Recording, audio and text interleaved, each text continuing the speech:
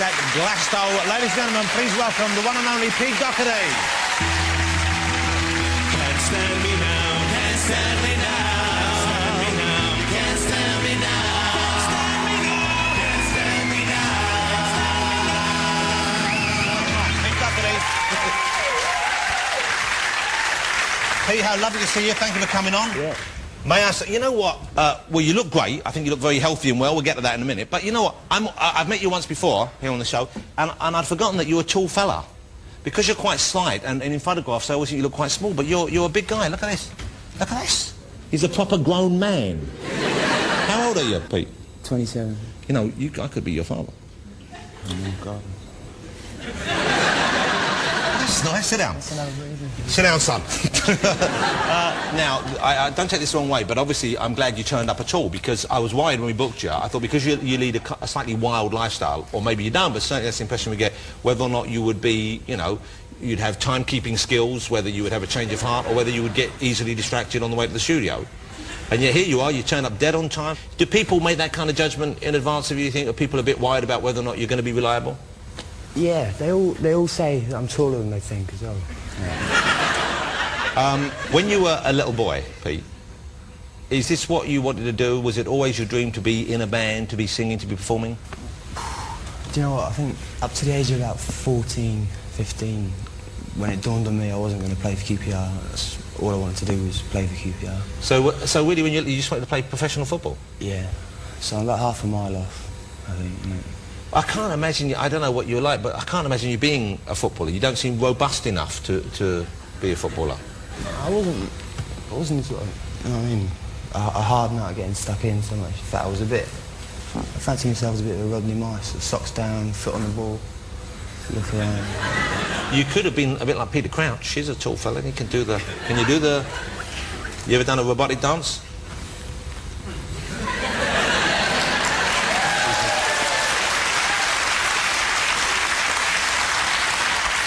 That was part robot, part puppet, if you don't mind me saying so. There was a little bit of... Should we do it together? If ever they make another movie of Thunderbirds, they've got to sign us up, haven't they? Yeah, I've got something stuck up my back there. Have you got one of them radios? I have got a radio, Mike. You're not smuggling anything into the studio, are you? You know they search every cavity. Well, you do know, I'm sure.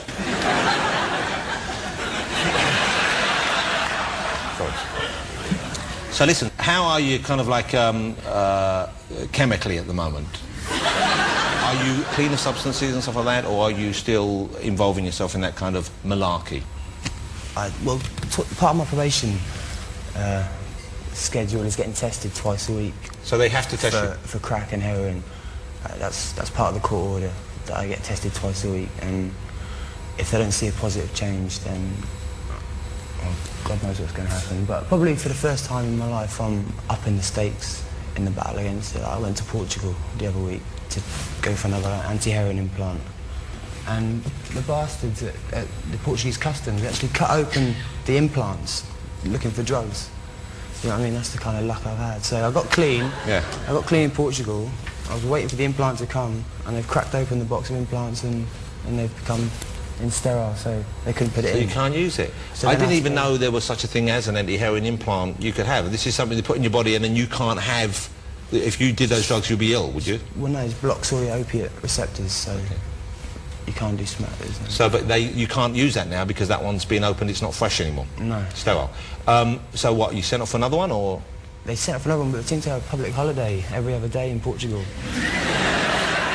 And Dr. Carlos, I don't know, he just ran around sweating, promising me an implant. And are you sure there is a doctor called Carlos who's made it? This does sound a little like some of this might have been made up, Pete. It's been hot, hasn't it? Really? Yeah. But you know, let's be a bit serious about this. You are genuinely trying to get away from that addiction. Yeah, absolutely. Well, I wish you well in that, because that's it must be just the hardest thing on earth. I really wish you well with that, because I think, you know, you're a huge talent. I mean, I loved the work you did when you were in the Libertines. I very much enjoyed the work you do with Baby Shambles as well. I've seen you perform live. You're a tremendous live performer, and you know, I'm sure you know, that kind of behaviour tends to end in only a few ways, and none of them particularly pretty. And I'm sure you wouldn't wish that on yourself, would you? On death. Well, not just death, or just like, you know, being messed up and being, you know, being pretty messed up and useless. skint and paranoid and... Yeah. No, I wouldn't wish it on myself or anyone. Yeah. But you know, when people are looking in for the outside in, you know, sometimes it seems like not just you, but other people involved, specifically in rock and roll, like that behaviour because there's a certain romance to it. There's a certain kind of like outlaw feeling to it. You know what I mean? It's like being the kind of like the poet in the garret who's starving and is, you know, experimenting with substances because it gives you access to other ideas and other experiences, which is, you know, in some ways I can understand. But at the same time, I imagine the reality isn't anywhere near as attractive or pleasant as that. No, melody is romantic and poetry can be romantic. I mean, a garret can be romantic, but yourself over isn't romantic, and being in jail isn't romantic either. So... When you were in jail, you've been in jail once now, is that right? Once or twice. Once or twice, okay. Right. And you wrote your diaries while you're in there, which is, you know, once again, I think it's the only positive thing perhaps one can do when you start like that, as well as think about what's going on. Do you look at things like that and think, okay, I'm going to find a positive in the negative always, or is that just something that...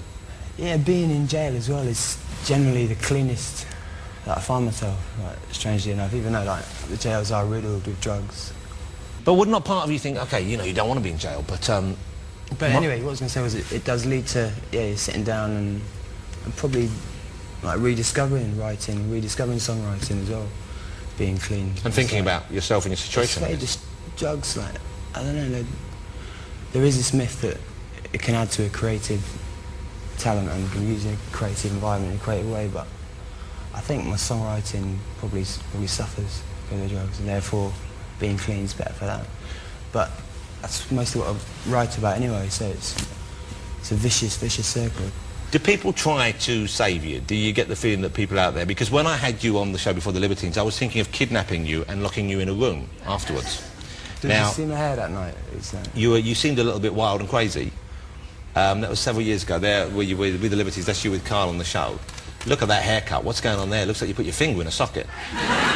Brilliant performance, though. Great song, brilliant performance. And I thought at the time, you know, here's a guy who I admire. Here's a band I really admire. And to a man of my age, you know, you seem like kids, really. And I thought, it's gonna end badly. And people worry. They care about you even if they don't know you. Are you aware of that? Does that kind of figure in things? Do you find it annoying at all that people feel like they should... It can be annoying if you're in quite a good mood and you're feeling alright and someone's come up to you going, oh, Pete, but what are you going to do? And you're thinking, well, you know, have an ice cream, watch this. What are you going to do? What are you going to do? But can you understand where it's coming from? Yeah. Because when you performed with Elton at Live 8, and I don't know if you saw it, but on Live 8, Pete performed with Elton John, they did the T-Rex song, Children of the Revolution, and I really much enjoyed it. You kind of, a lot of people, there's sort of mixed feelings about it. Some people said it was a bit shambolic, and I found that quite charming. I enjoyed that. But didn't Elton offer to sort you out, try to help you out as well? You do well to look at that twice, young man. That's a great shot, isn't it? Was it fun doing that? Because that was a huge crowd at Live 8, wasn't it? Yeah, there was just some fella down the front the whole way through shouting, give us your hat, give us your hat. Put me right off, to be honest. The rehearsal's good. Well, the performance wasn't bad. It was kind of like, it was fun because it didn't seem too kind of polished, you know, and I quite enjoyed that. Now, let's talk about you and the Libertines, because I love both the Libertines albums, played them to death, and part of me was, you know, very upset that you split up. What happened there? What was the breakup over? And what's your relationship like now? Well, it wasn't really a split, was it? I was kind of just became persona non grata. I was booted out, basically, me and band. I wasn't allowed, they had extra security at gigs, so I couldn't turn up to the shows. I wasn't allowed anywhere near the studio. It was just exile. And why did that happen? Well, it happened supposedly because of drugs. But really it was because I didn't want to tour the second album I wanted to record. And they were quite happy to stay on the conveyor belt. But there's all kinds of bitterness, and who knows, like, maybe one day we'll sit down, me and Carl, say one day, because we don't have a relationship, he doesn't talk to me. None of them talk to me. Would you like to talk to them, though? I mean, would you be welcome to that? I don't know. Well, have a think about it.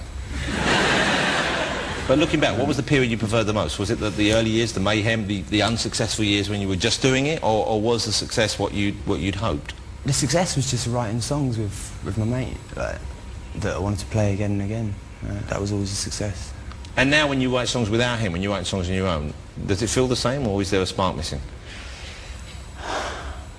because I felt that there was a real relationship there. I mean, you know, looking at it, it seemed like you guys genuinely, and from what I saw you performing live, you genuinely had a special relationship. Yeah, we were best mates, and like, we loved each other, and we loved what we did, and we were like, fiercely proud of what we did, and we took it right to the end. Or maybe not, I don't know. Let's have a look. This is the Libertines in action. If you wanna try, there's no worse you could do. I know you lie, I'm still in love with you. Can't take me anywhere, I'll take you anywhere. You can't take me anywhere, I can't take you anywhere. I'll take you anywhere you wanna go. Oh, you can't stand me, no, you can't stand me, no. You can't stand me, no, you can't stand me, no. You can't stand me, no, you can't stand me now. You can't stand me, no, you can't stand me now. Are we enough to keep it together? Or do we just keep on pretending and hope our luck is never ending? Or you tried to pull the wool, I wasn't feeling too clever. We take all that blending until you need a mending on. What a great band. Well, you know, we've always got that. That's the nice thing. You're not together at the moment, but we've always got that. Okay, let me ask you about... Can I ask you about your personal life a bit more, Pete? That's a yes, then. Now, you and Kate Moss, is it on, is it off, is it in, is it out, is it up, is it down, is it right, is it wrong? What's going on? It's right and wrong and in and out and up and down. It's like, she said, like, give up smack and don't ever go on the Jonathan Ross show, like, again. Well, 1 out of 2 ain't bad, is it? Seriously, did she... Seriously. She's trying to get you to give up the substances? Yeah, she had enough, I think, of the dirty fingers and whatnot. Because she clearly either did care about you or still does care about you. And you obviously cared about her. And part of, you know, this is just from the outside looking in, you look like a great couple. It was like a perfect rock and roll couple. And it just was sort of like somehow right in a... Yeah, I mean, I'd say this, I love her bones, like, and I always will. But it's not right for me to talk about it, see what I mean? Okay, so you don't want to talk about it now. That's fair enough, I respect that.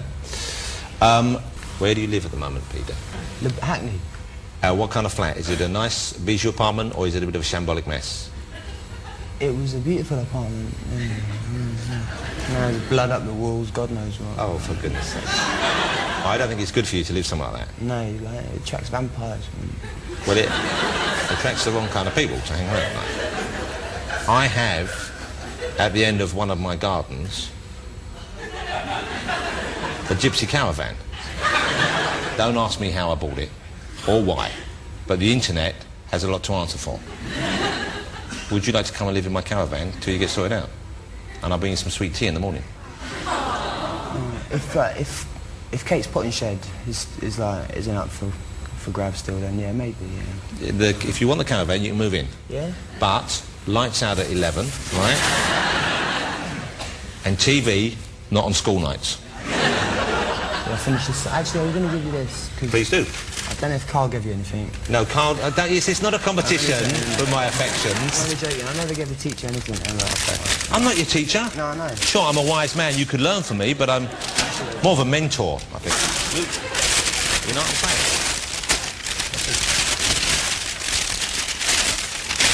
saying? Wow, look at that. It's a drawing. This is your own artwork, is it? No, a mate did it. A mate... Draw myself. Well, what's the point of giving me something your mate did? Well, I'm not going to draw myself, am I? Well, why aren't you going to draw yourself, you lazy little thing? You know, look. Well, it's a nice picture of you, I know that. It's the lyrics of Beg, Still and Borrow. Yeah. And this is the song you're going to perform this evening, isn't it? Yeah. Okay. Oh, well, that's nice. It says, to Jonathan, Jane and family love Peter. That's really nice. He's won you all over, isn't he, eh? That's very kind of you, Peter. Thank you very much. That's very kind. Okay. There's something kind of unusual about this this song you're going to do because it's not available for sale or download, is it? But people can get it if they buy tickets for this gig you're doing. Is that right? Yeah, there's some rough versions on the internet, I think. But there's this the single version we've recorded. It's been given away for free. If you buy a ticket for Get Loaded in the Park in London this summer, you get a free copy of Beg, Steal or Borrow. There's some friends of mine went to this a few years ago. They did one of the party. It was August, I think this year it's August 27th. It's you, it's the Buzzcocks. Yeah, Graham Coxon. Graham Coxon, some great people performing. And it's in Clapham, isn't it? Yeah. Okay, so if you buy a ticket for that, you get this free CD. Well, that's something, isn't it? That's very nice of you. And you can perform it for us live. Ladies and gentlemen, I hope you agree. He's a charming and intelligent young man, a great performer, and I wish you the very best. Don't hit me. Christ almighty. And if you miss him at the big gig in the park, you can possibly see him in my caravan. He'll be there from September through to Christmas. Ladies and gentlemen, Pete Doherty. Thank you, Pete. Okay, thank you. As we just said, if you get yourself some tickets for Get Loaded in the Park, you can get yourself a copy of this on CD. But now performing it for you live, it's Pete Doherty with Beg, Steal and Borrow.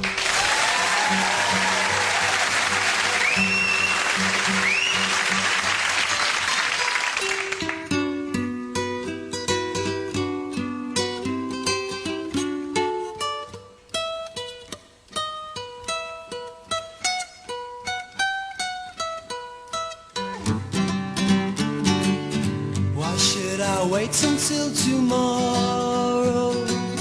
I've already been, I've already seen all the sorrow that's in store. Well, if I beg, steal or borrow, just to hold on tighter to all the sorrow tries to choke. Or if I change my tune, maybe, well, I won't be bound to do, and I won't be bound to do, and I won't be bound to.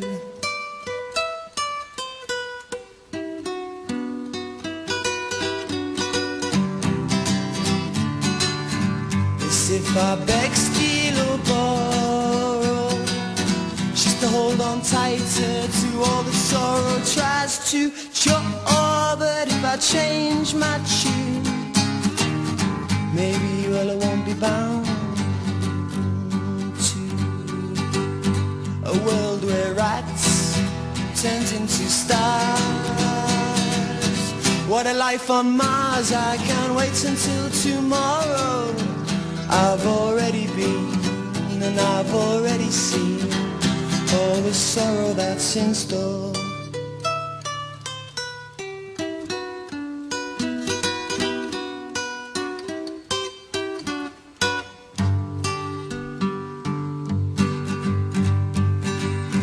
They'll tell you anything, almost anything, just to get you in the car.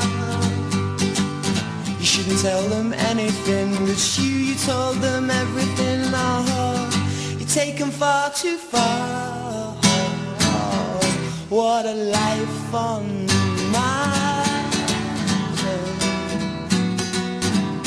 What a life on